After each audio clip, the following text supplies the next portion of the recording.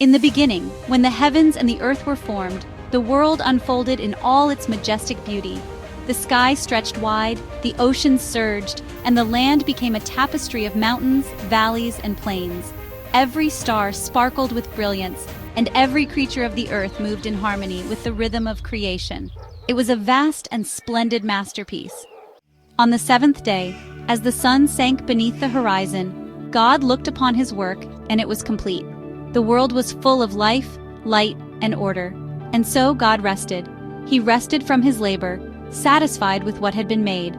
The seventh day he blessed and sanctified, setting it apart as a day of rest, a day to reflect on the beauty of all that had been brought into being. Now, in the days that followed, there was more to the story. The world had been created, but it was not yet finished in its fullness. There were no plants growing on the earth, no shrubs or flowers, for the rain had not yet fallen, and there was no one to tend the soil. Instead, streams from the earth bubbled up, nourishing the land. It was a land still waiting for something, someone to shape it, to care for it. From the dust of the ground, God fashioned a man, breathing life into him, and the man became a living being. His name was Adam. God looked at him, and though he was full of life, he saw that something was missing. Adam was alone. So God decided to plant a garden, a lush paradise in the east, called Eden. He placed Adam there, surrounded by trees that were both beautiful and nourishing.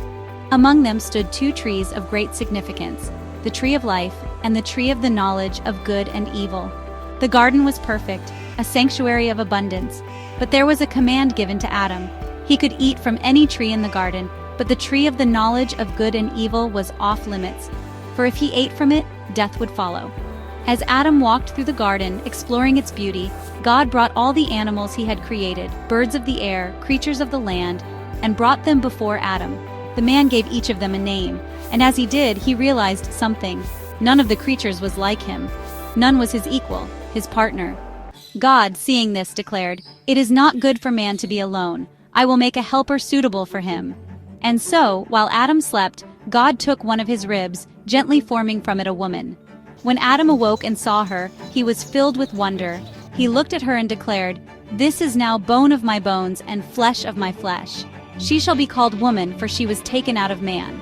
And so it was that the first man and the first woman were united, not just in body, but in spirit, becoming one. They were partners in the garden, partners in life. They were both naked, and they felt no shame. Together they were whole. In a world that was still fresh with the breath of creation, a world full of potential and beauty.